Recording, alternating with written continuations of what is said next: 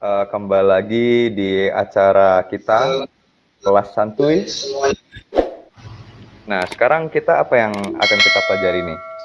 Saya sedang bersama dengan para ahli ya di sini. Ada Mas Kurudi Kurniawan dan juga ada Mas Rifki Kurniawan, sama-sama Kurniawan. Ini membuat saya menjadi termotivasi untuk ganti nama jadi Syaroful Kurniawan karena ada 2 Kurniawan biar 3 sekalian. Jadi saya kasih gambaran dulu ya, mungkin introduction yang awam banget lah dari saya. Gampangnya machine learning itu apa? Kalau kita lihat manusia ini kan belajar berdasarkan pengamatan.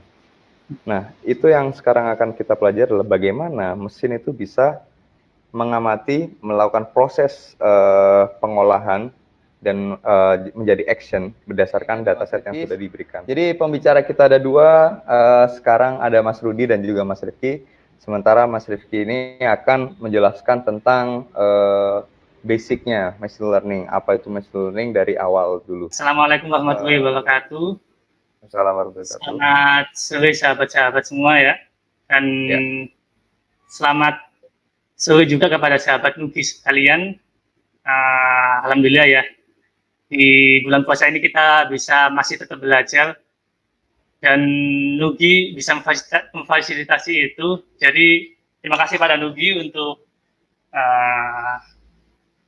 fasilitasnya ya, sehingga kita bisa belajar bersama di sini. Jadi di sini saya akan mencoba untuk mengenalkan tentang machine learning. Apa sih machine learning itu? Jadi perkenalkan sebelumnya ya, nama saya Muhammad Rifki Kurniawan. Jadi bisa dipanggil Rifki. Kalau di PMII di Surabaya di kampus itu saya bisa dipanggil kakak. Tapi kalau di keseharian panggil Rifki. Jadi sekarang saya itu profesi sebagai AI engineer di Notflux, suatu computer vision AI company. Dan selain itu juga saya saat ini aktif di komunitas IDATA 1011, yaitu komunitas PMII 10 November, yang menaungi sahabat-sahabat sekalian yang ingin belajar mengenai data science. Jadi kita langsung masuk aja ke materi ya. Apa sih machine learning itu? Jadi apa sih machine learning itu? Sebetulnya machine learning adalah suatu ilmu yang lama sekali sebetulnya. Tapi populer pada akhir-akhir ini dan 1 dekade terakhir lah itu menjadi sangat populer, dan itu disebabkan oleh faktor-faktor tertentu. Dan nanti saya ceritakan ya beberapa hal yang mengakibatkan itu. Tapi sebelum masuk ke sana, kita masuk dulu ke definisi machine learning. Apa sih machine learning itu? Jadi menurut ahli ya, menurut founding father, jadi yang dimaksud dengan machine learning itu adalah suatu kemampuan mesin untuk melakukan proses pembelajaran. Jadi ya seperti manusia kita lah, yaitu melakukan proses pembelajaran yang itu didapatkan dari pengalaman-pengalaman yang kita alami. Dan itu di machine learning itu kita mencoba untuk mengkorporasikan atau mengembed metode belajar kita ke dalam suatu mesin. Nah, gambarnya seperti itu. Jadi poin penting adalah di sini yang paling digarisbawahi adalah belajar dari pengalaman atau experience. Seperti itu.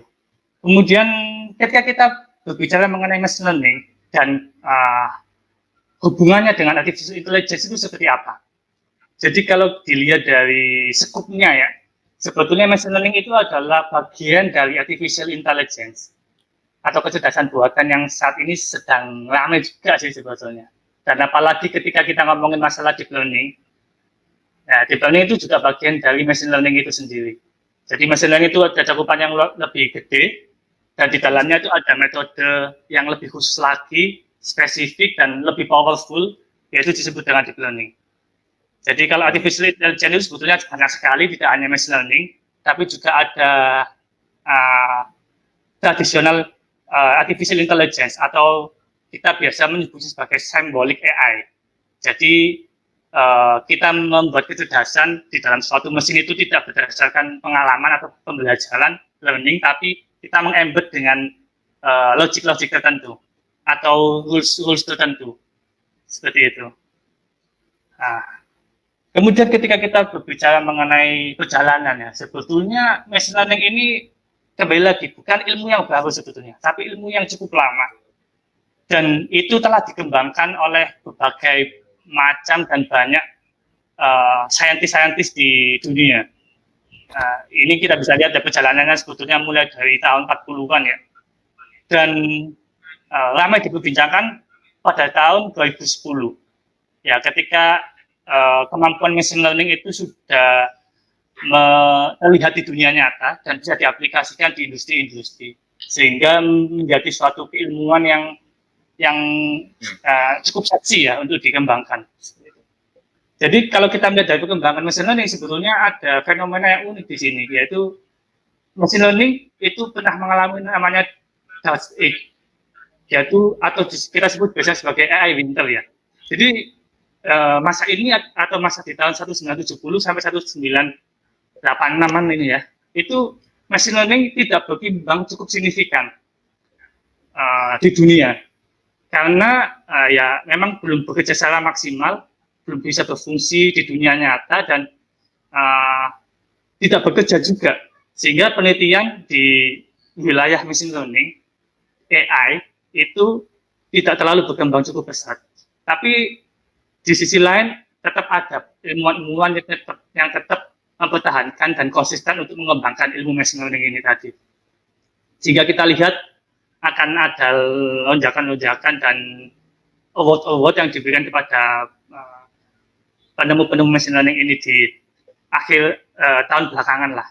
Seperti itu. Salah satunya adalah Jeffrey Hinton. Jadi Jeffrey Hinton ini seorang profesor ya, cukup terkenal di dunia AI, dan dia adalah salah satu founding father dari deep learning.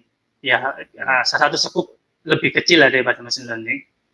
Dia telah dianugerahi sebagai Turing Award 2018, jadi semacam Nobel Prize ya untuk computer scientist lah, seperti itu. Jadi apa yang menjadi penyebab mengapa tahun 86 machine learning itu tidak bisa berkembang dengan cukup baik? Salah satunya adalah backpropagation, yaitu suatu algoritma di dalam machine learning, utamanya neural networks, yang saat itu memang sudah lama ditemukan tapi baru bisa berfungsi pada akhir-akhir ini saja. Ya, ini ada empat poin penting ya sebetulnya. Yang pertama adalah datanya nggak terlalu banyak dulu itu. Kemudian komputer juga tidak terlalu cepat, sangat lambat, dan juga ya ini ada faktor-faktor teknik yang lain ya, seperti initialize weight-nya yang salah, dan juga pembuatan non-linearity function-nya juga yang kurang tepat. Seperti itu. Tapi kenapa sih machine learning ini makin mencuat dan populer sekali saat ini? Sebenarnya machine learning itu basic ilmunya juga ada statistiknya ya. Jadi ketika dipopulerkan ya lebih keren, namanya AI gitu. Jadi mimpinya seperti itulah penelitiannya. Jadi kenapa sih machine learning itu sangat digandrungi saat ini? Ada 3 poin penting sebetulnya yang bisa kita pelajari ya, kita bisa ambil, yaitu pertama adalah data. Saat ini kita hidup di dalam dunia yang berbasis data sangat besar, dan itu menjadi kekuatan yang sangat utama sih buat machine learning. Soalnya kita kan di machine learning kan algoritmanya itu membuat suatu model berdasarkan data, dan data yang sangat besar itulah dibutuhkan oleh suatu machine learning. Kemudian computational power. Jadi saat ini ya perkembangan hardware dengan CPU-nya yang sangat powerful ya bisa mengadopsi teknologi ini dan bisa diaplikasikan langsung di industri. Nah, yang terakhir adalah yang tentunya adalah sophisticated algorithm. Jadi algoritma-algoritmanya sudah semakin canggih, kemudian para ilmuwan juga semakin banyak yang berkontribusi juga di dunia machine learning. Jadi semakin kuatlah posisi machine learning itu sendiri. Jadi kemudian lanjut ya. Kapan sih kita harus menggunakan machine learning? Apakah semua hal itu bisa dilakukan dengan machine learning? Sebetulnya ada 4 poin yang bisa kita ambil ya di sini. Pertama, machine learning itu bisa dipakai ketika human expertise tidak ada. Jadi seperti misalkan menavigasikan di Mars, jelas ada kan orang yang di sana yang bisa memahami lingkungan di sana.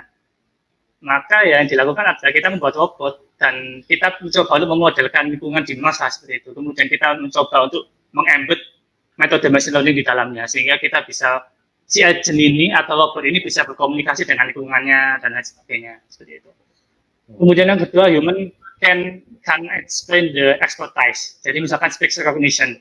Jadi sebenarnya kita akan memahami ya apa yang namanya, kita bisa mendengar, kita bisa memahami bahasa orang lain, tapi kita tidak bisa menjelaskan bagaimana sih step-stepnya untuk bisa memahami bahasa itu tadi. Nah, bisa dipakai machine learning di sini dan lain sebagainya. Dan ada 2 poin lagi nih. Oke. Jadi ketika kita membuat suatu fungsi yang tidak kompleks ya, seperti misalkan calculate payroll ya, yang hanya sebetulnya butuh formula yang simple gitu aja, itu nggak butuh machine learning. Jadi ada struktur tertentu ya yang cocok. Nah, kalau ya. Monggo lanjut Mas, santai aja. Oke. Terus ini yaitu adanya shifting paradigm di programming ya, utamanya pembuatan fungsi. Jadi apa bedanya sih tradisional programming sama machine learning? Kalau di tradisional programming, kalau kita bisa lihat dari ilustrasi di sini adalah sebetulnya manusia itu kan sangat banyak fungsinya ya, dan constraint-nya juga sangat banyak. Ketika kita hanya menggunakan fungsi if then sangat banyak, maka itu tidak akan cukup untuk memodelkan dunia ini seperti itu. Nah, untuk itu dibutuhkan yang namanya machine learning. Nah, perbedaan antara traditional programming dengan machine learning adalah seperti ini. Jadi misalkan di traditional programming itu komputasi itu dilakukan berdasarkan input dan program.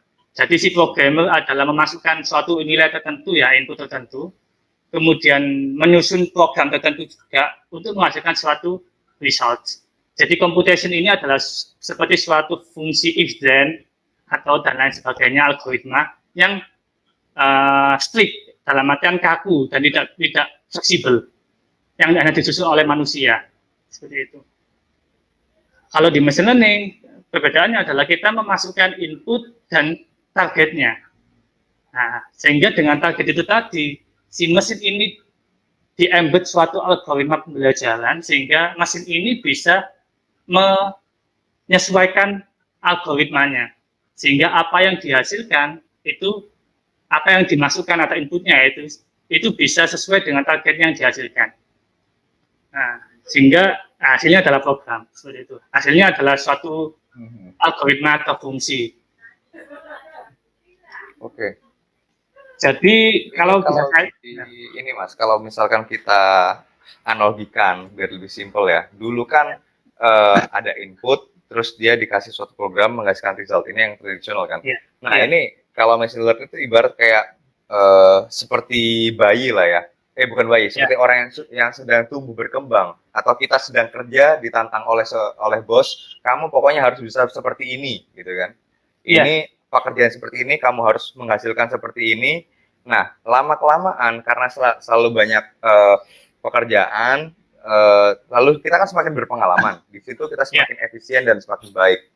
Gampangnya kita itu machine learning itu seperti itu ya Mas ya? Bahasa gampangnya. Iya, bahasa gampangnya seperti itu. Benar sekali sih, Mas, saya sangat sepakat sih. Jadi ya seperti manusia lah, kalau kita kan berkembang, belajar dari pengalaman. Dan itulah yang coba diambil ya dari manusia ke dalam mesin. Jadi kalau bisa saya gambarkan dulu, waktu dulu saya pernah mengerjakan tugas akhir tentang prediksi cuaca misalkan. Saya ingat betul waktu itu saya menggunakan 2 pendekatan, yaitu traditional programming sama machine learning. Jadi traditional programming ini, jadi saya saat itu menggunakan fuzzy logic, yang mungkin sahabat-sahabat ada yang tahu di sini mengenai fuzzy logic.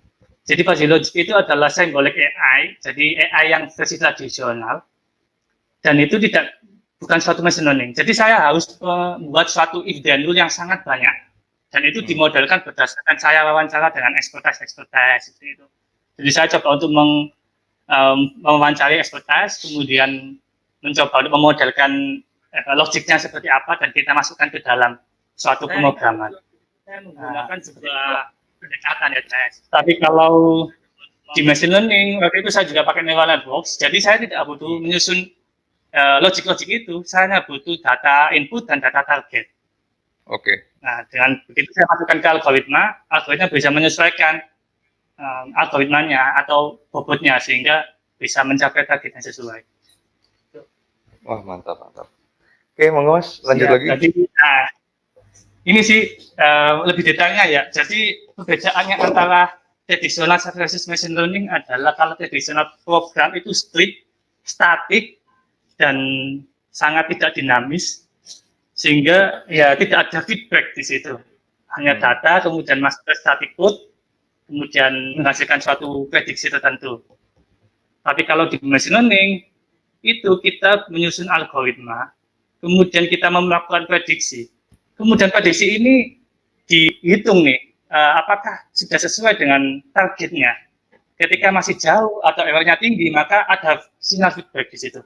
Nah, sinyal feedback akan dikembalikan kepada algoritma, sehingga algoritma ini bisa menyesuaikan formulanya lah, sehingga dihasilkan fungsi yang sesuai dengan target. Seperti itu ya, machine learning itu. Jadi kalau kita lihat dari, ya kita masuk ke bagaimana sih mesin itu bisa belajar. Sebetulnya di dalam ilmu machine learning kita bisa bagi menjadi 3 metode belajar. Yaitu pertama adalah supervised learning, kedua unsupervised learning, dan yang ketiga adalah reinforcement learning. Sebetulnya masih ada banyak lagi, cuma ini yang banyak dipakai sih sebetulnya saat ini. Supervised, unsupervised, dan reinforcement learning. Apa sih masing-masingnya? Nah, ini lanjut ke slide selanjutnya ya. Jadi supervised learning itu adalah metode pembelajaran mesin yang menggunakan atau membutuhkan suatu pembimbing atau supervise. Ya, simpelnya adalah belajar dengan guru lah, dengan tutor yang bagus lah, ya gitu. Sehingga kita bisa mencontoh atau mempelajari ilmu-ilmu yang didapat oleh guru tadi itu.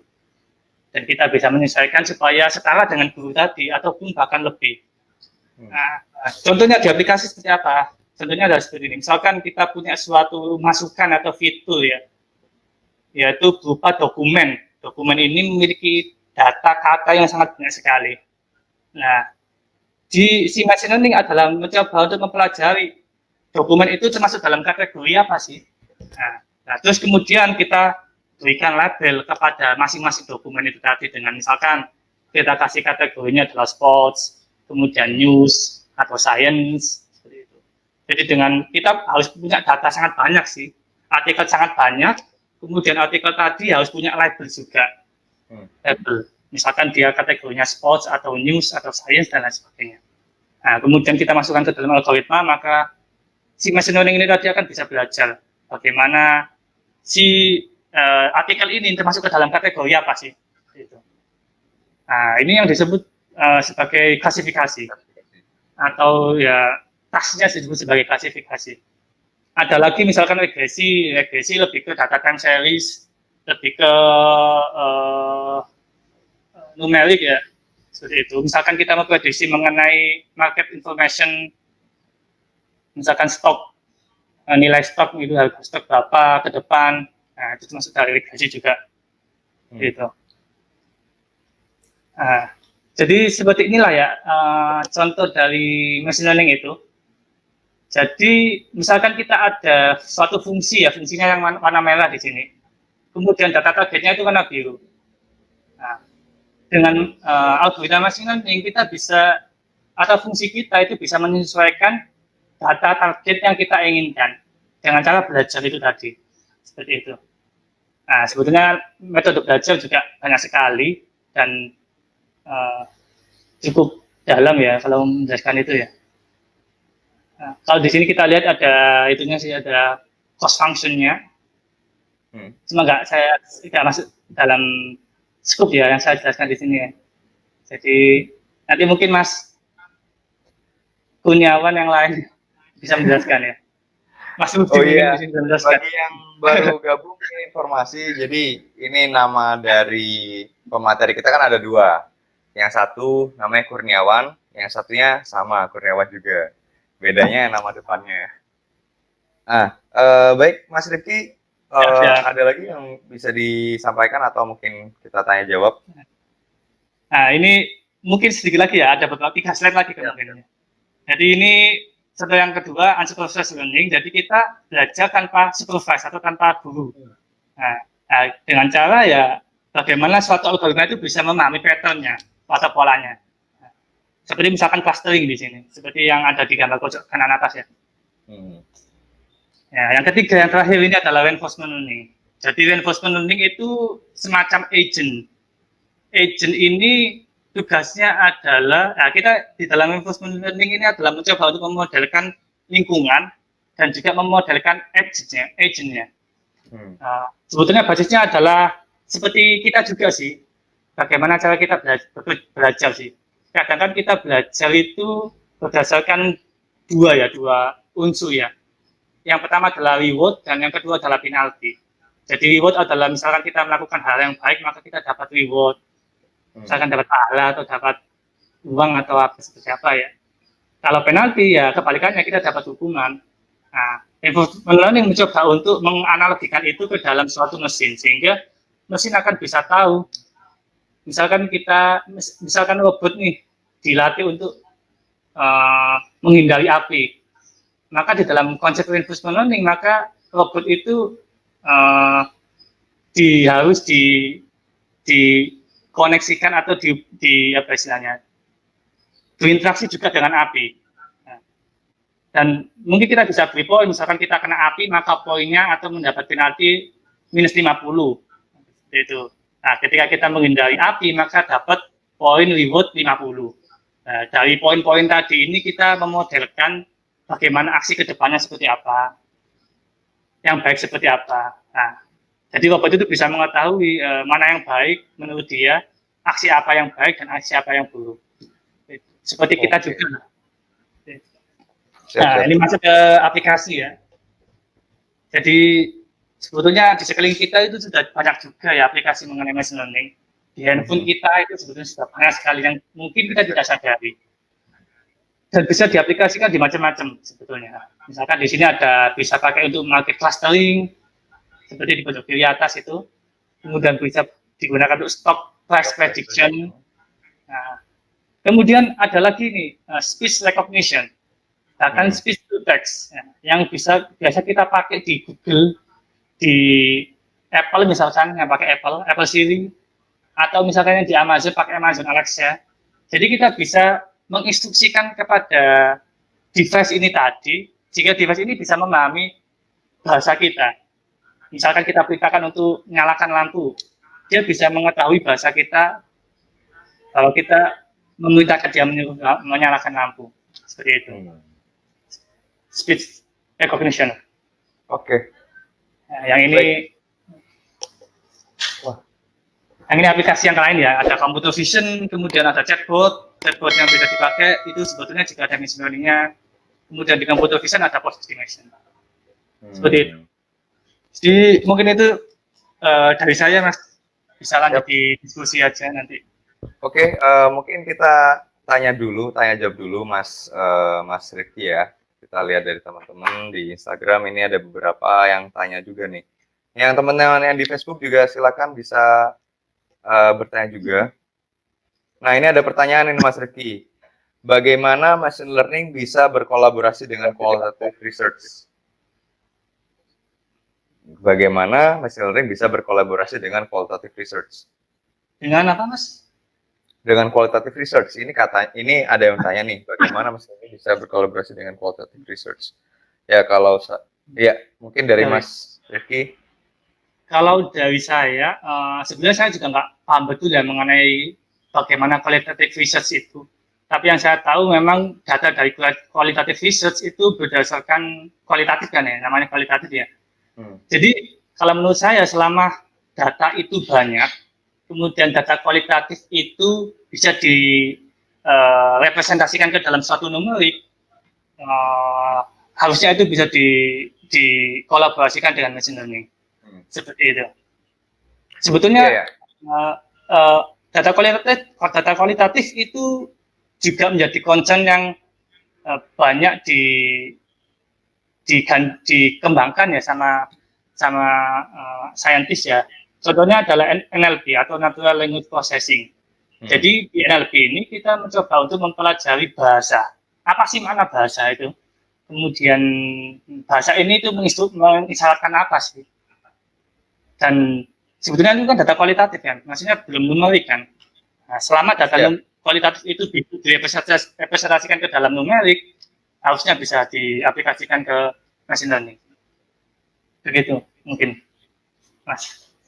baik, apa ya, kalau saya boleh menanggapi terkait materi tadi itu gini, terkait speech recognition itu kan manusia unexplainable bagaimana caranya dia bisa mengenali itu kan. Nah, kalau di mesin itu kira-kira ada bedanya nggak speech recognition antara manusia dan speech recognition dengan mesin? Gitu, Mas. Kira-kira gitu, Ya, kalau pertanyaan dari saya sih. Adakah proses pertanyaan yang yang cukup, berbeda? ya, pertanyaan yang cukup itu ya menurut saya masih sangat filosofis. uh, Memang sih sebetulnya apakah metode yang kita terapkan itu meng, uh, suatu replikasi dari bagaimana cara kita mendengar. Kalau saya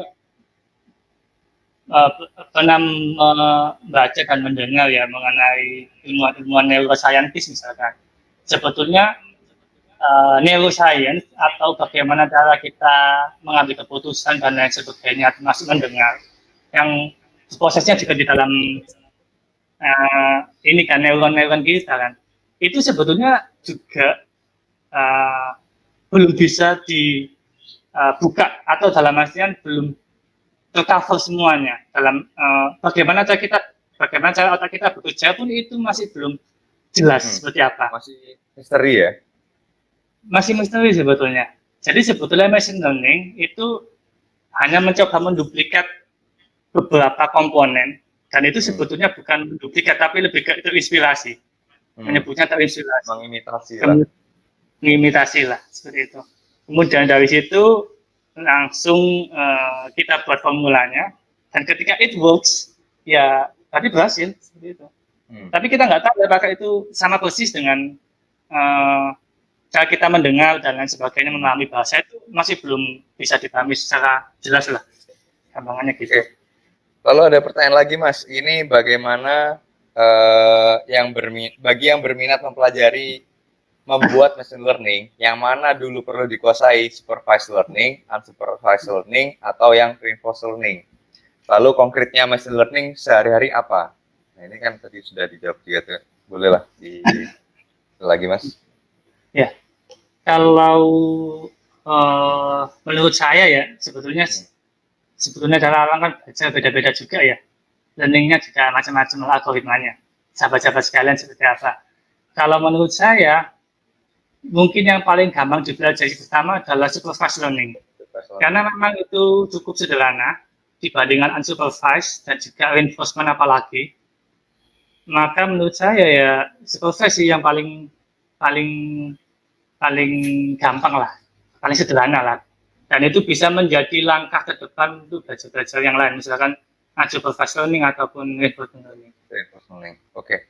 Baik, mungkin seperti itu ya sesi tanya jawab dengan Mas Rifki. Mungkin nanti kita bisa lanjut diskusi. Selanjutnya kita akan menyambut Mas Rudi. Saya namanya Kurniawan juga nih. Nah, jadi saya Muhammad Rudi Kurniawan, panggilannya biasanya Rudi ini. Terus sekarang jadi data scientist di Payfast. Payfast itu ya PPOB sih. Mungkin beberapa dari kalian ada yang paham, ada yang enggak ya. Ya udahlah ya, nggak penting itulah ya. Yang penting kita hari ini lagi mau belajar yang agak serius. Jadi kita kalau tadi udah dijabarin kira-kira machine learning itu apa, terus sejarahnya kayak gimana. Sekarang kita coba kita coba discuss gimana sih machine learning itu bisa di-build. Kita bisa membuat machine learning itu komponen yang kita perlukan apa aja, apa yang harus kita lakukan. Terus kalau tadi udah dibilang sebenarnya method atau algoritma itu banyak banget kan untuk buat machine learning. Nah, gimana cara kita memilih mana yang paling bagus?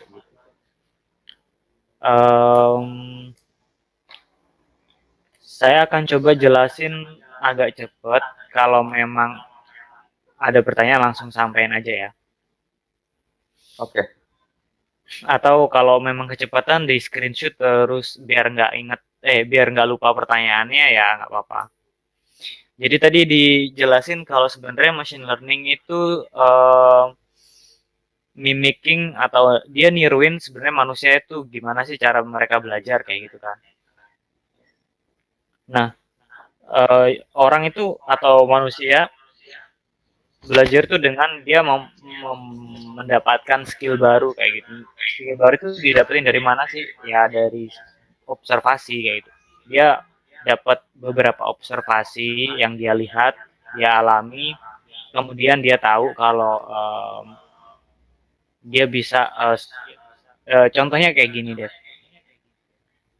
Kalau kita lihat anak kecil itu dia awal-awal dia belajar jalan itu pasti agak susah. Kalau dia udah jatuh berkali-kali, dia tahu jatuh itu sakit. Terus gimana caranya nggak jatuh itu dia pelan-pelan mulai belajar. Nah, akhirnya dengan beberapa observasi, beberapa mungkin bisa puluhan atau ratusan kali dia nyoba. Nah, dari situ dia paham ternyata kalau caranya kayak gini nggak jatuh loh, bisa jalan kok. Nah, akhirnya dia punya satu skill jalan. Nah, itu kalau seorang bayi mempelajari bagaimana cara berjalan ya, dia dengan beberapa observasi dia perhatiin, baru dia bisa acquire atau dia bisa dapetin satu skill tertentu kayak gitu. Nah, kalau mesin sama aja. Jadi kita tujuannya itu untuk memperoleh skill baru kayak gitu. Tapi kalau tadi itu experience dari mana dia dapat belajar itu dari observasi yang langsung dialamin oleh manusia itu. Kalau ini ya kita kasih satu data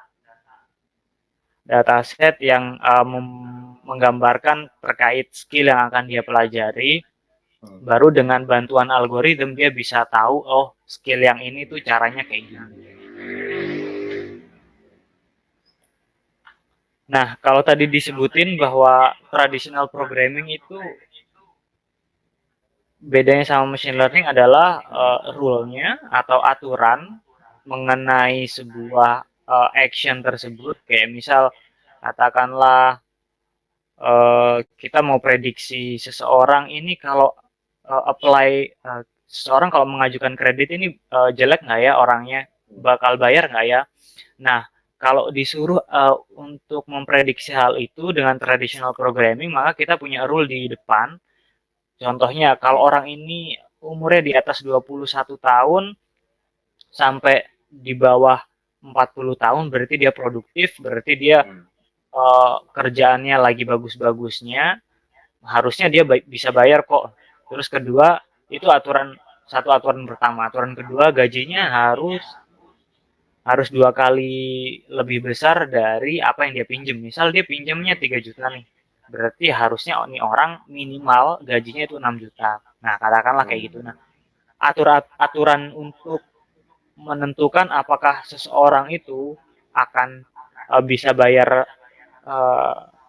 utang apa enggak, itu ditentuin di depan.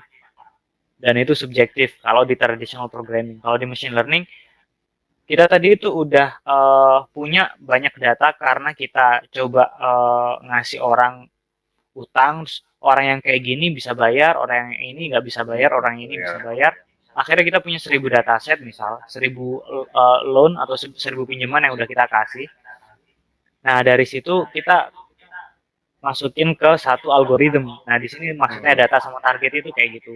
Data ini maksudnya background orang itu umurnya berapa, penghasilannya berapa, tinggal di mana, istrinya, dia udah beristri apa belum, terus dia anaknya berapa, dan lain sebagainya. Target ini adalah yang tadi kita pengen prediksi. Dengan data yang seperti ini, dengan background seperti ini, dia bisa bayar. Itu satu data point. Data kedua, orang yang seperti ini dia bisa bayar. Data ketiga, orang kayak gini nggak bisa bayar. Nah, akhirnya dari situ kita skillnya tadi kita coba peres dengan beberapa macam algoritma. Nah, outputnya adalah sebuah aturan. Nah, jadi dengan ini kita bisa tahu oh dari data historis, kasarannya kayak gitu. Dari data historis orang yang gagal bayar itu justru yang income-nya tinggi gitu loh. Kenapa kok tinggi? Oh ternyata dia orangnya bohong. Ternyata harusnya dia gajinya nggak segitu, nggak sampai segitunya, tapi dia ngaku-ngaku ke kita gajinya gede gitu, supaya bisa diterima loannya, macem-macem lah. Tapi intinya kayak gitu. Bedanya kalau yang traditional programming rule-nya ada di depan, ini subjektif. Kalau yang machine learning itu rule-nya adalah hasil yang kita produksi untuk menjadikan landasan di depannya, ke depannya kita bakal nerima pinjaman seseorang apa enggak kayak gitu. Di sini sebenarnya udah lebih nggak subjektif, walaupun kita nggak bisa ngangkat subjektivitas itu 100% sih. Tetap, tapi di sini lebih objektif dibanding yang traditional programming. Kayak gitu. Ini tadi udah dijelasin sama Mas Rifki, so di skip aja. Kita langsung ke contoh. Jadi di sini kita akan coba belajar kalau kita punya satu dataset, terus kita pengen bikin machine learning, atau sebaliknya kita punya eh, kita punya idea atau kepikiran untuk bikin satu machine learning model. Kita harus butuh apa aja sih untuk bisa bikin machine learning kayak gitu. Nah, kita akan pelajari di sesi pertama ini itu yang pertama kita harus punya datanya dulu. Nah, ini overview. Jadi kita misal punya satu dataset isinya umur, gender, annual salary itu pendapatan tahunan misal, terus berapa tahun dia tinggal di sebuah tempat, terus berapa tahun dia udah bekerja, terus utang yang dia punya sekarang itu berapa. Nah, dengan data ini kita berharap kita bisa tahu orang ini kalau kita kasih utang, dia bisa bayar nggak sih? Nah, ini kan sebenarnya satu tugas, bukan satu tugas, satu challenge untuk bikin prediksi. Tadi kan, jadi sebenarnya machine learning ini di sini kan kita pengen prediksi orang ini bisa bayar nggak sih kalau kita kasih utang. Nah, sebenarnya machine learning atau AI atau semuanya itu yang paling tujuan utamanya itu sebenarnya bisa prediksi. Tujuan utamanya itu berusaha jadi dukun sebenarnya. Nah, cuman ini dukun, kalau kata orang-orang ini dukun 4.0. Nah, kayak gitu. Nah, terus, nah pertanyaannya gimana sih sebuah mesin itu bisa belajar kayak gitu kan. Nah, untuk bisa belajar kita perlu beberapa komponen. Terus tadi udah saya jabarin kalau kita misal kita studi case-nya untuk kasus credit scoring biar gampang dan kita nggak usah belajar banyak variabel kayak gitu. Nah, sebenarnya secara aturannya kita harus punya input. Nanti dijelasin lebih lanjut. Kita harus punya input, punya output, terus pairing data, terus punya target function, hipotesis, dan algoritmnya kayak gitu kan. Nah, kalau di kasus yang saya jelasin tadi, dataset yang seperti ini, kita pertanyaannya kita diminta untuk menjawab, kita approve nggak sih, kita terima nggak sih pengajuan kredit orang ini kayak gitu kan. Nah, pertama kita bahas soal input data. Jadi kita harus punya input data. Input data itu apa sih? Kalau kita mau prediksi orang ini bisa bayar utang apa enggak, kita harus tahu karakternya kayak gimana. Karakternya ini bisa kita wakilkan misal dengan berapa umur dia, gendernya dia apa, salary dia dalam 1 tahun berapa dan lain sebagainya. Nah, ini cuma salah satu contoh simple. Di lapangan masih banyak hal yang bisa kita peras dari informasi orang yang mau utang untuk kita tahu karakter orang ini seperti apa sih. Nah, intinya di input data kita pengen baca karakter orang ini. Kayak gitu kan. Nah, terus kita udah punya input tadi credit application ininya case kita. Terus yang kedua kita harus punya output. Nah, saya lupa mention. Jadi semua ya yang akan saya sampaikan dari awal sampai akhir itu semuanya supervised learning. Supervised learning tadi sebenarnya ada gurunya. Nah, tadi kita udah punya inputnya, sekarang kita butuh gurunya, butuh outputnya. Nah, di output data ini bentuknya seperti apa sih? Sebenarnya sesimpel untuk ID untuk loan yang pertama atau pinjaman yang pertama itu dia statusnya seperti apa sih? Oh, approve, reject, approve, reject, approve, reject kayak gitu kan. Tapi ini sebenarnya bukan outputnya, ini hanya status approval yang harus kita yang gurunya itu sebenarnya pertanyaannya bukan di approve apa enggak, tapi orang ini bisa bayar apa enggak. Itu dulu. Orang itu bisa bayar apa enggak itu pertanyaan utama, terus approve atau enggak approve itu terima atau enggak terima itu adalah action kayak gitu. Itu satu hal yang berbeda sih. Jadi yang kita butuhin di kedua ini adalah output-nya atau dia bisa bayar apa enggak setelah, jatuh tempo, utangnya 30 hari nih hutangnya, dia pinjam 1 juta 30 hari, kemudian udah jatuh tempo, waktunya nagih, ternyata dia bisa bayar, oh berarti di sini dia, bisa bayar. Kalau, di atas 30 hari dia nggak bisa, eee, bayar utang, berarti ya itu, dia nggak bisa bayar atau, NPL atau default namanya. Nah, itu komponen utama input sama output kalau kita ngomongin supervised learning, terus yang ketiga itu kita harus memastikan data itu, berpasang-pasangan. Jadi, mmm, kalau kalau kita ngomongin data ya, bayangin ini sebuah, Excel aja sih kayak biasa kita ngelihat data pada umumnya. Bagi teman-teman yang belum familiar sama Python atau R atau beberapa programming language untuk, data analysis, bayangin aja ini kayak Excel, ini, kebetulan ini saya bikinnya kasus yang berbeda sih. Jadi kalau ini itu prediksi apakah seseorang akan, mengundurkan diri dari perusahaan apa enggak, dia akan resign apa enggak. Nah, kita harus pastikan masing-masing input dan output-nya itu berpasang-pasangan. Nah, Oke. kita harus pastikan masing-masing berpasang-pasangan agar kita bisa, kita agar agar kita bisa ngambil informasi dari masing-masing data tersebut kayak gitu. Oke, Mas Rifki bisa ini kita sesi tanya jawab lagi. Bisa dinyalakan mic-nya, Mas. Ini ada Ya, pertanyaan boleh. nih dari Ahmad Zuhair Zulfikor. Apakah machine learning bisa diterapkan di bidang kesehatan? Mengingat untuk mencari dataset tentang kesehatan itu tidak mudah. Terima kasih sebelumnya. Ya mungkin bisa dibantu menjawab, Mas Zulfikar. Sebetulnya kalau kita bisa ambil contohnya, yang terbaru kemarin itu ada suatu model atau machine learning untuk mengklasifikasikan apakah seseorang itu terkena pneumonia, khususnya COVID-19 ya, COVID-19 Ya. itu. Kemarin juga sudah ada kompetisinya, sudah ada open source datasetnya. Jadi mungkin sekali sih kalau diaplikasikan ke bidang medis ya, misalkan di bidang visual dataset medis. Meskipun sebetulnya kan di wilayah medis kan nggak hanya data visual ya, banyak sekali data ya yang dipakai. Tapi kalau saya bisa contoh dari data visual ya, itu tadi sih misalkan klasifikasi COVID-19 itu sudah ada datasetnya. Memang dataset di dataset medis itu cukup sedikit datasetnya dan tidak banyak contohnya. Bahkan sampai puluhan ribu itu pun sangat susah untuk mendapatkannya. Jadi kalau di dalam teknik machine learning itu ada teknik-teknik tertentu untuk bagaimana kita bisa memperkaya data. Salah satunya adalah misalkan menggunakan data augmentasi.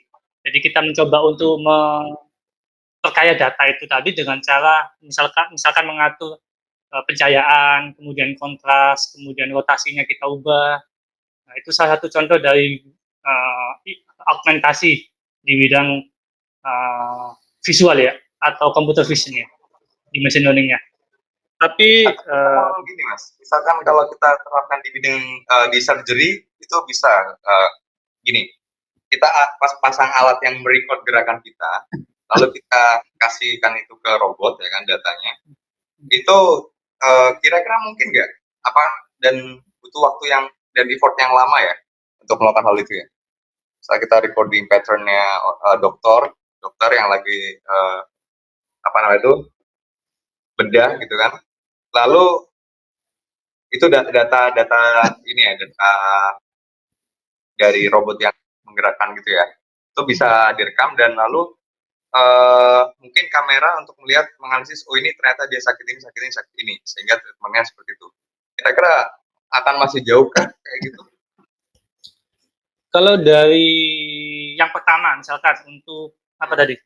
Untuk surgery ya, untuk seperti itu, operasi seperti itu. Sebetulnya sudah ada aplikasinya, sudah ada robot yang menjalankan seperti itu.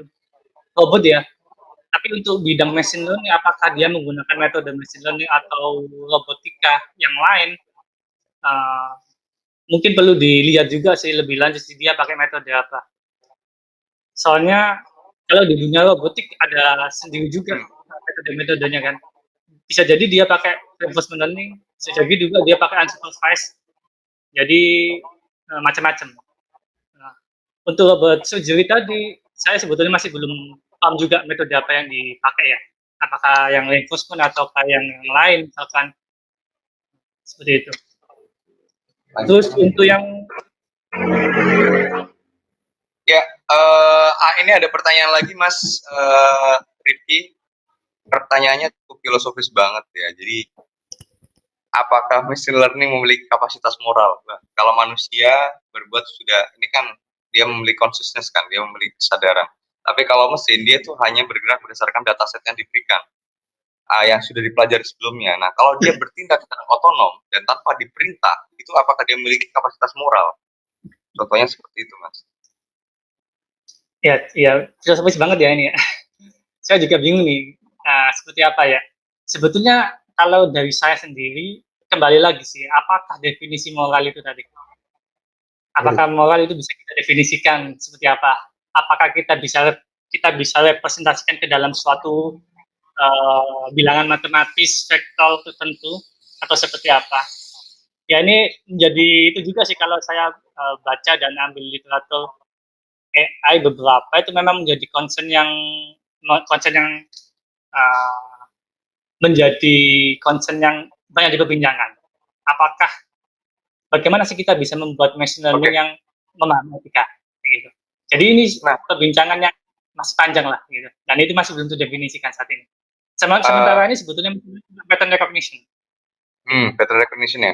Jadi kalau ini ternyata seperti ini, ketika ada kereta harus memilih antara menabrakkan mobil lah ya, jangan kereta lah ya. Ketika mobil otomatis yang misal kayak Tesla nih, ada dua pilihan. Kalau ke kanan dia nabrak ibu, kalau yang ke kiri dia menabrak kerumunan pemuda.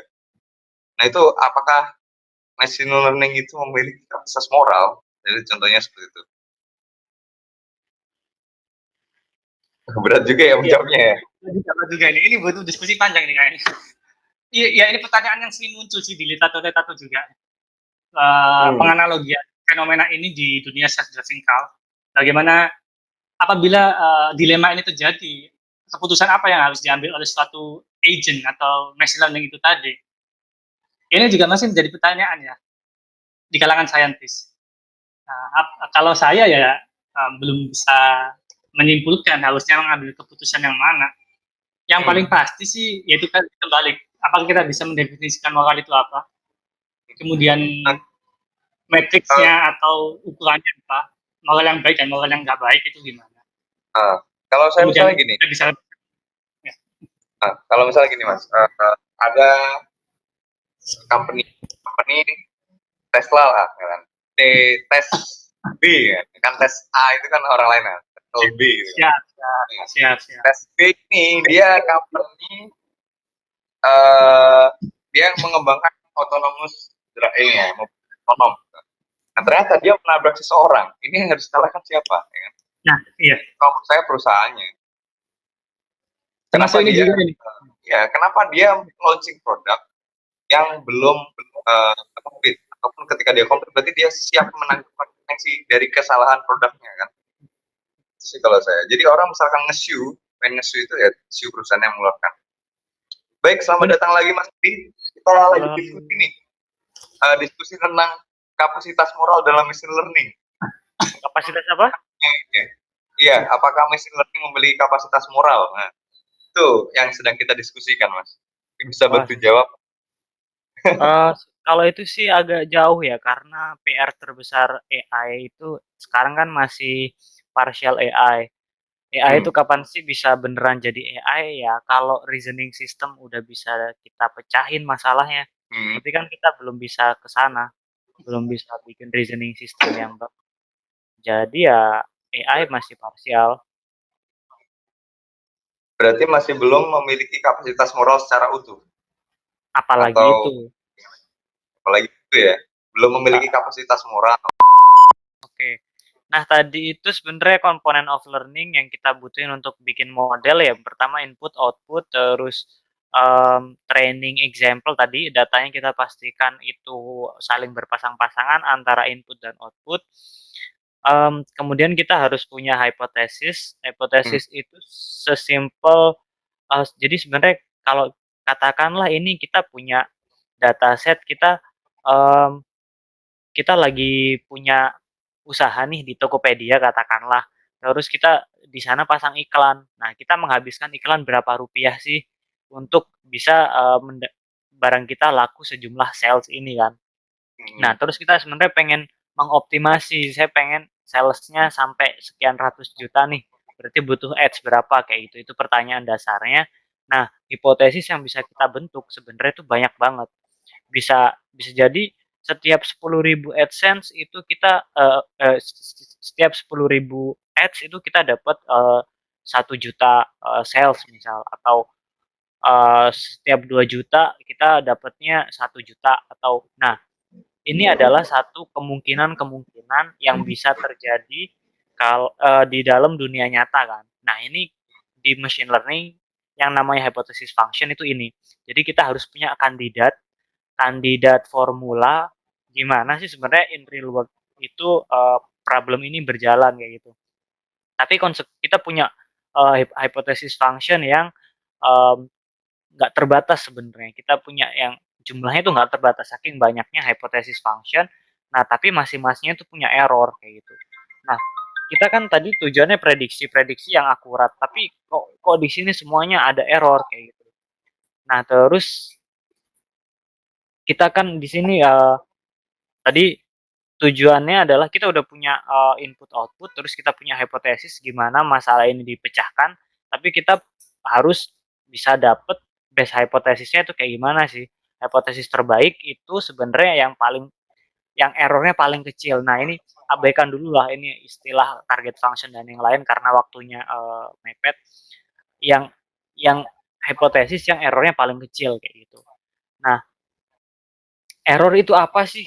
Kok masih ada banyak term yang kita masih belum terbiasa mendengarnya kayak gitu kan. Error itu sebenarnya ya selisih antara yang kita prediksi dengan hasil yang sebenarnya, sesimpel itu kok sebenarnya.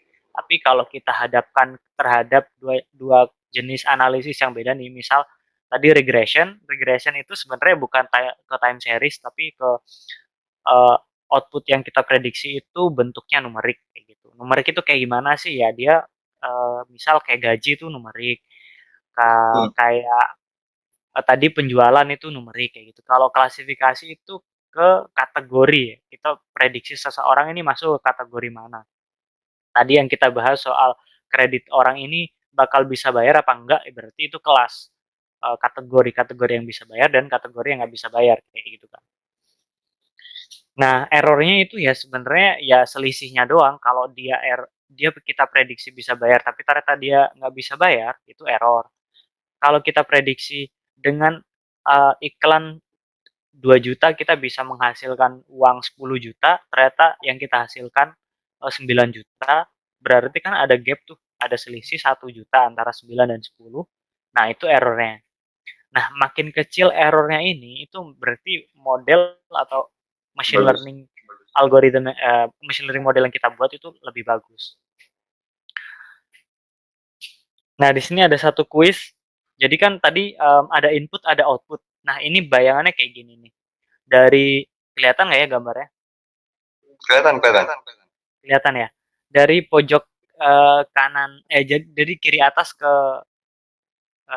arah kanan itu dia plus satu. Plus satu ini nilainya. Jadi kalau ada pattern kayak gini dia kelompoknya plus satu. Terus ada pattern yang kayak gini, yang kedua, yang di baris kedua, itu dia kelompoknya -1. Nah, ini adalah data yang kita peroleh, eh, data yang kita tahu kebenarannya kan. Kalau yang ini itu +1, kalau yang ini itu -1. Kalau kita dihadapkan, kalau kita disuruh nebak nih, kira-kira yang terakhir ini -1 atau +1 ya? Ya kalian kalau kalau kalau misal pengen jawab di komentar juga nggak apa-apa sih, jawab di komentar. Silakan yang pengen jawab di komentar. Ya 20 detik lah. Ya, 20 detik kira-kira ini gimana? Mungkin teman-teman kalau kurang jelas ya. Ini ada soal dari Mas Budi Kurniawan. Kalau misalkan yang pertama ini ada pattern seperti ini ya, ada pattern seperti ini ya +1. Lalu yang pattern yang kedua ini -1. Kira-kira ini berapa? Ini seperti uji TPA nih. Ada yang menjawab Mas Rudi, -1. -1, oke. Jadi ini bukan jumlah ya, ini tuh kelompok +1 sama kelompok -1. Nah, yang gambar yang terakhir ini kelompoknya kelompok mana? Iya. Dia Tadi ada yang termasuk jawab -1 ya? ya, ada yang jawab -1. Nggak ada yang jawab +1? Bentar, patternnya. Kalau saya sih tetap -1 ya kalau saya sendiri ya. Ada yang bilang plus. Nah, ada yang bilang -1, ada yang +1. Dari teman-teman Instagram juga -1. Nah, terus sebenarnya yang bener yang mana sih? Ini +1 apa -1? Itu sebenarnya kalau yang +1 argumennya apa nih? Atau yang -1 deh. Yang -1 argumennya apa? Kenapa ini -1? Itu saya lihatnya dari ini, kalau -1 dari pattern ini. Garis lurus itu kan Pojok kiri -1, atas. nggak ada pattern yang lainnya. Misalkan ini kan ada input data A, B, C, D, E, F, ya. Yang diklasifikasikan sebagai -1, di label sebagai -1 adalah yang ini. Ya kan? Yang di label sebagai +1 adalah yang ini. Jangan ini paling mendekati sebagai -1 karena patternnya seperti ini. Oke, jadi beberapa ini sudah sering saya tanyakan sih sebenarnya. Beberapa orang itu bilang yang -1 argumennya adalah ini itu eee, pattern gambarnya itu simetris, yang ini Hmm. nggak simetris. Jadi kalau simetris itu -1, kalau ini nggak simetris +1. Sedangkan ini adalah simetris. Ada lagi argumen pojok kiri atas kalau -1 itu selalu putih. Tapi Pojok kanan kalau atas. Iya. pojok kiri atas, sorry. Pojok kiri atasnya itu selalu putih kalau -1. Kalau +1 itu selalu hitam. Nah, Oh iya, kalau berarti ya? kalau di yang sini itu hitam. Nah, ini berarti ada yang jawab +1. Terus nah banyak itu cuman cuman cuman 2 argumen yang ini, tapi sebenarnya ini nggak ada jawaban yang pasti. Jadi itu menggambarkan bahwa sebenarnya hipotesis yang bisa kita bentuk itu sangat beragam sekali kayak gitu. Betul ya. Terus untuk mengatakan sebuah model ini udah bagus apa enggak, sebenarnya kita perlu ini datanya cuma dikit, berarti datanya perlu kita gedein, kita analisis ulang sehingga kita bisa melihat lebih objektif lagi terhadap kasus ini kayak gitu. Lebih mencerminkan populasi. Tapi ini adalah cuman gambaran kecil bahwa hipotesis atau kemungkinan menjawab sebuah problem itu bermacam-macam kayak gitu. Nah, terus kalau kita udah punya input output, udah masing-masingnya udah berpasang-pasangan, kita udah tahu hipotesis ada hipotesis function di luar sana, terus yang terakhir adalah kita perlu learning algorithm. Jadi learning algorithm itu sebenarnya tadi kan kita punya hipotesis ya nggak yang jumlahnya nggak terhingga kan. Nah, terus learning algorithm ini yang akan membantu kita menentukan hipotesis mana yang akan kita pakai untuk prediksi gitu. Nah, ini setiap ini di sebelah kiri ya ada gradient search ini. Dia punya iteration. Nah, masing-masing iteration M slope-nya ini dia berubah. Slope itu kemiringan garis yang merah ini akan berubah. Ini titik-titik biru ini hal yang harus kita prediksi. Terus garis merah ini hasil prediksi kita. Nah, dia itu akan terus update. Ini ada keterangan di yang sebelah kanan itu Y sama dengan 1, sekian X plus 0,03. Hmm. Nah, ini itu kalau kita lihat kita nunggu. Nah, ini ada iteration mulai dari iterasi 0 itu di sini slope-nya berubah dari 0,1, 0,01, 0,02 terus-terusan berubah kan. Nah, itu mencerminkan masing-masing hipotesisnya. Tapi dia akan ngitung errornya nih. Error dari jarak dari titik biru ini ke garis merah yang kita akan prediksi kayak gitu. Nah Hmm. ini karena masih jauh, dia akan terus bikin iterasi untuk ngupdate. Dia akan coba tes hipotesis lain mana yang paling benar. Akhirnya dia akan berhenti ketika dia tahu itu yang paling benar kayak gitu.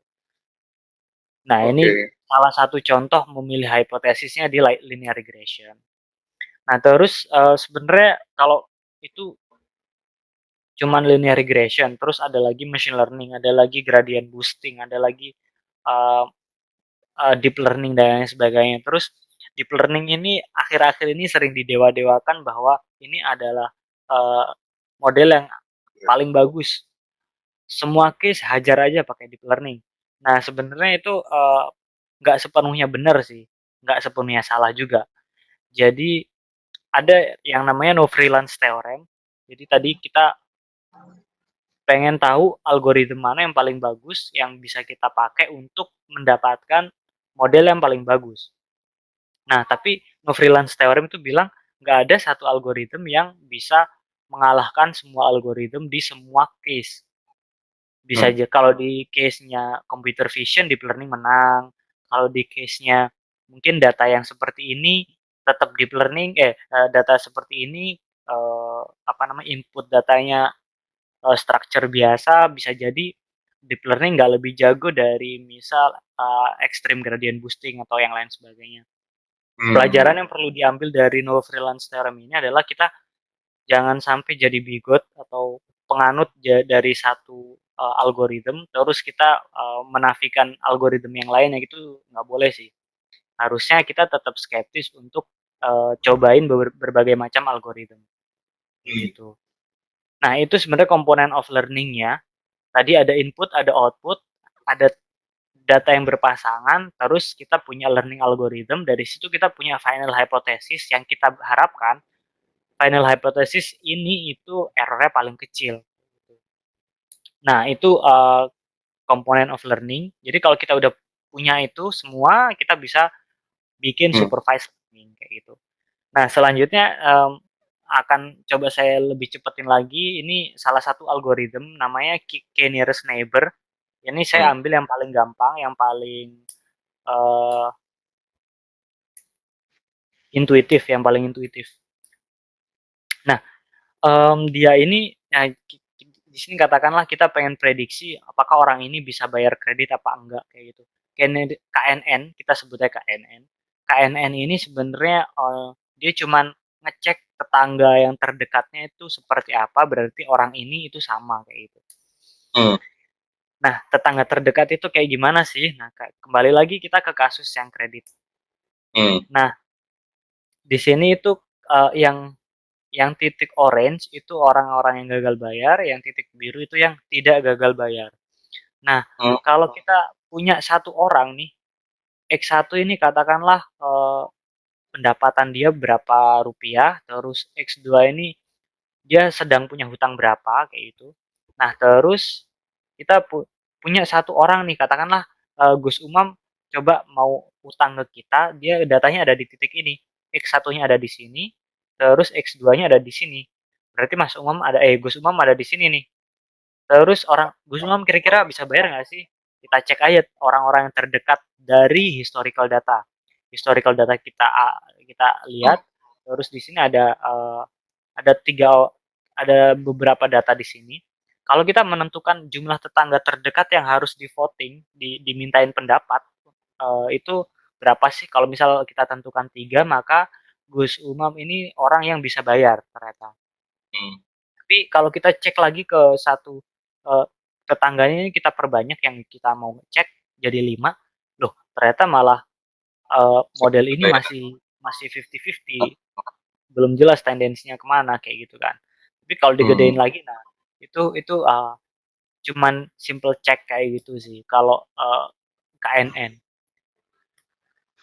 Nah, ini gimana sih kita bisa predik poin X-nya ini? Ya tadi kita em, perlu angka X1 dan X2-nya, terus kita tinggal cari orang yang paling dekat di sini itu dia statusnya seperti apa, apakah dia bisa bayar apa enggak.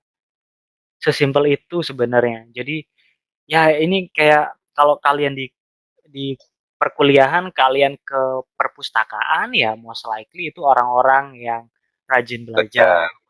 Ya. Kalau kalian bukan ke kantin tuh orang-orang lapar sih, kelompok orang lapar. Kalau Oke. ke uh, warung tongkrongan berarti ya rata-rata orang yang di situ itu suka nongkrong. Hmm. Nah, idea yang dia replicate dari dunia nyata itu seperti itu dia implementasikan ke dalam satu algoritma namanya KNN tadi. Hmm. Intuisinya cukup dapet sebenarnya. Nah, terus tadi sempat kalau misal um, jadi di sini itu ada voting system. Kalau kita lihat tetangganya ada 3 kita voting, tetangganya ada 5 kita voting kayak gitu kan. Nah, terus kita punya 2 jenis challenge di machine learning. Yang pertama bisa jadi case-nya itu regression. Kita diminta untuk prediksi pendapatan seseorang misal, atau kalau classification itu berarti kita diminta untuk prediksi yang tadi orang ini bisa bayar apa enggak. Nah, cara untuk mendapatkan informasi dari tetangga-tetangga terdekat itu kalau regression itu simply dengan kita rata-ratain. Eh, tiga tetangga terdekatnya Gus Umam itu pendapatannya satu 100 juta, satu 50 juta, satu lagi 100 juta. Berarti ya 3 orang itu di average, maka kita anggap pendapatan Gus Umam sebesar itu kayak gitu. Kalau Oh iya. classification itu ya sama tadi kita tinggal majority vote. Kita hitung kalau 2 dari 3 orang itu dia gagal bayar, berarti kita anggap Gus Umam ini gagal bayar kayak gitu. Itu Hmm. simpelnya. Nah, Oke, Mas. Ini untuk teman-teman yang Jawa Timur sebentar lagi ini ya mau mau buka buka puasa. puasa, ya. Mungkin Nah, itu ide simple dari KNN. Intinya kita cari tetangga terdekat. Nah, kayak gitu sih. Tetangga lalu terdekat, kalkulasi distance-nya. ya tetangga terdekat kan terdekat berarti kan kita ngomongin jarak kan, ngomongin distance. Distance itu bisa banyak, bisa Euclidean, bisa Manhattan dan bisa yang lain. Tapi ini bisa di-exercise sendiri sebenarnya. Intinya jarak itu ya antar ini sih. Kayak misal ini uh, P1 observasi 1 dan P2 ini P1 misal X2 ini utangnya lebih gede 20 juta misal. Terus dia X X2 20 juta, X1-nya dia 5 juta. Pendapatannya 5 juta, utangnya 20 juta misal. Terus yang di sini pendapatannya 20 juta, utangnya 7, utangnya 7 juta misal. Nah, dari X1 X2 itu kita hitung Euclidean distance-nya. Nah, kita bisa dapat distance itu. Itu kalau 2 variabel, kalau 3 variabel kayak gini. Lebih Hmm. jauh lagi. Bingung. Iya. Nah, intinya kayak gini sih. Jadi kalau misal P1 kita bandingin P1 dengan P6, P itu Hmm. orang ya. Maksudnya lokasinya dia itu P1 sama P6 koordinatnya. Nah, itu dia jaraknya dalam Euclidean distance itu 583. Yang lain sekian. Nah, maka tetangga terdekat dari eh, hex yang kita cari itu adalah si orang ini nih, Yang kedua. yang 500 kayak gitu. Itu Hmm. tetangga yang satu terdekat. Kalau 3 terdekat mana berarti yang ini 3 terdekat kayak gitu. Simpelnya kayak gitu sih. Cuman kayak gitu doang. Nah, ini untuk ngomongin lebih jauh nanti tips and tricksnya kayak nggak cukup di sini. Hmm. Ya, ada banyak challenge Eh, yang harus kita Mungkin ini. gini, Mas Rudi, untuk masuk ke dalam dunia machine learning itu apa sih yang perlu pertama kali dipelajarin itu, Mas? Yang pertama kali dipelajarin itu basic statistik sama Basic. logic, terus sama basic programming sih. Kalau programmingnya Mas Rudi awal-awal pakai apa, Mas? Awalnya langsung pakai Python. Oh, langsung pakai Python ya? Ya, ya, ya. Terus kalau teman-teman Nugi di sini jangan cukup berkecil hati. Misal gue bukan dari orang yang di computer science atau di mana. Ya sebenarnya saya ini juga backgroundnya ekonomi sebenarnya. Jadi jangan Hmm. takut belajar hal baru. Kalau memang tertarik dan itu ada value-nya buat teman-teman Nugi ya nggak apa-apa belajar aja.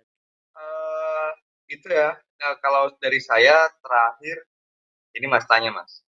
Berarti untuk jadi seorang untuk menguasai machine learning itu diperlukan pertama logik, kedua dasar statistik, ya kan? Lalu yang ketiga adalah programming dasar. Itu ya Mas Ya, ya. Oke. Jadi teman-teman kalau pengen coba mempelajari tentang machine learning itu pelajari tiga hal tadi, logika dasar, yang kedua itu eh, tentang statistika, dan yang ketiga adalah programming dasar. Lalu exercise tiap hari akan menjadi seorang sebenarnya data scientist. sebenarnya programming itu nggak terlalu menantang ya di data science apalagi ya mungkin kalau ngomongin ML engineer atau AI engineer baru di situ agak susah. Tapi kalau untuk data scientist harusnya tuh simple banget sih. Jadi kalau boleh dibilang ya mungkin eh, titik beratnya ada di statistik itu sih.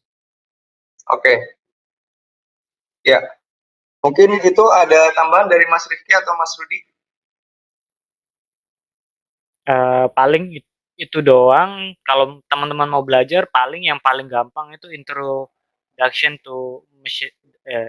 introduction to machine learning with Python punya Thomas siapa ya? Punya Andreas Muller, sorry. Bukunya Oke, oke. Andreas judulnya Introduction to Machine Learning with Python itu yang paling gamblang untuk pemula sih. Kalau mau Oke, deep dive. siap-siap.